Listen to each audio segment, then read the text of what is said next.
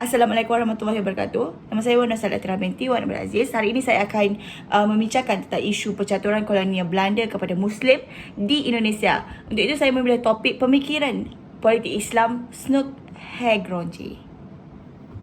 Kita masuk kepada latar belakang Snoek Haegronje ataupun nama sebenar Christian Snoek Haegronje yang dilahirkan pada 8 Februari 1857 di Belanda. Beliau telah melanjutkan pembelajaran beliau pada usia 18 tahun pada ketika itu di Universiti Leiden pada tahun 1874. Ketika di universiti, beliau begitu teruja untuk mempelajari satu agama dari timur iaitu agama Islam sehingga sanggup ke Arab Saudi pada tahun 1984.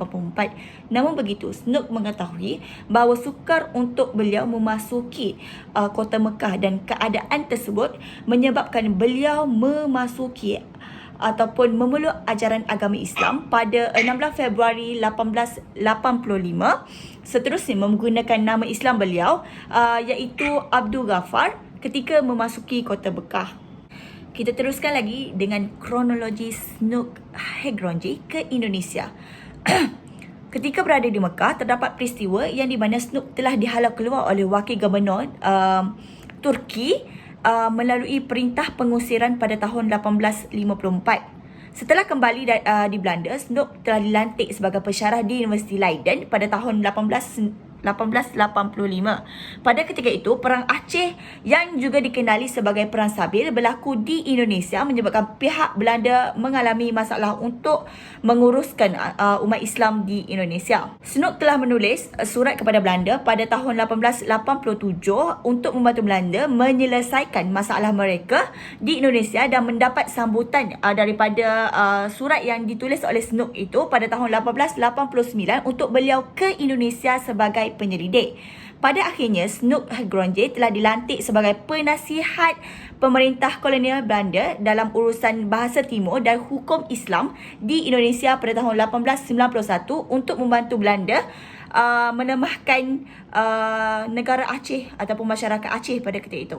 Kita masuk kepada apakah rancangan yang telah diberikan oleh Snoek ataupun apakah buah fikiran Snoek yang digunakan oleh kolonial Belanda di Indonesia.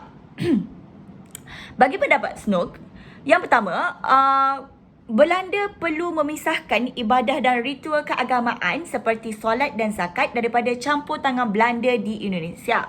Yang kedua, Belanda tidak boleh menghalang umat Islam untuk melakukan ibadah mereka supaya tidak mendatangkan masalah kepada pihak Belanda. Malah, Belanda juga perlu mengambil hati umat Islam dengan memperbaiki tempat ibadah serta menyediakan kemudahan kepada umat Islam. Kita masuk rancangan yang ketiga adalah melalui politik persatuan yang di mana Snoek telah menasihati Belanda untuk memperkenalkan pendidikan dan kebudayaan barat kepada masyarakat Indonesia.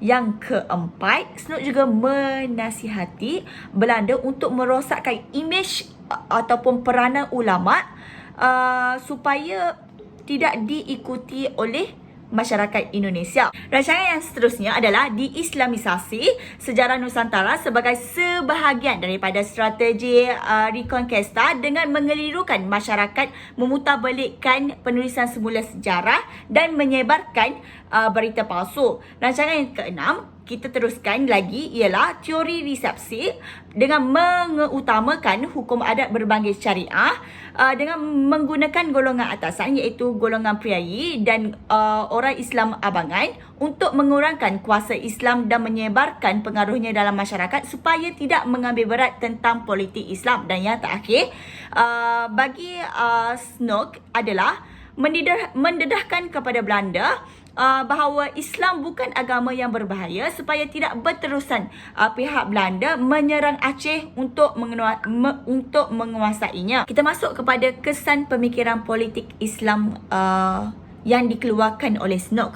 Okey, Yang pertama, kita dapat lihat Belanda telah menubuhkan sekolah untuk orang asli, menyebarkan pendidikan dan pemikiran barat. Yang kedua, memisahkan agama dan politik menyebabkan masyarakat Muslim tidak mengetahui misi dan visi politik Belanda untuk melakukan penjajahan di Indonesia. Yang ketiga, kita dapat lihat melemahkan golongan pan-Islam untuk menyerang pihak Belanda di Aceh dan memudahkan penyebaran agama Kristian di Indonesia. Yang seterusnya, kita dapat lihat kebebasan umat Islam di Indonesia untuk menjalani kehidupan beragama Islam tanpa sekatan daripada pihak Belanda untuk melakukan ibadah haji di Kota Mekah, solat di masjid dan sebagainya. Dan yang terakhir, kita dapat lihat kesan pemikiran Snook ini melahirkan masyarakat yang berfikiran sekularisme, dengan mendapat pendidikan dari barat daripada golongan atasan iaitu golongan priayi dan orang Islam abangan untuk mempengaruhi masyarakat Indonesia pada zaman kolonial Belanda.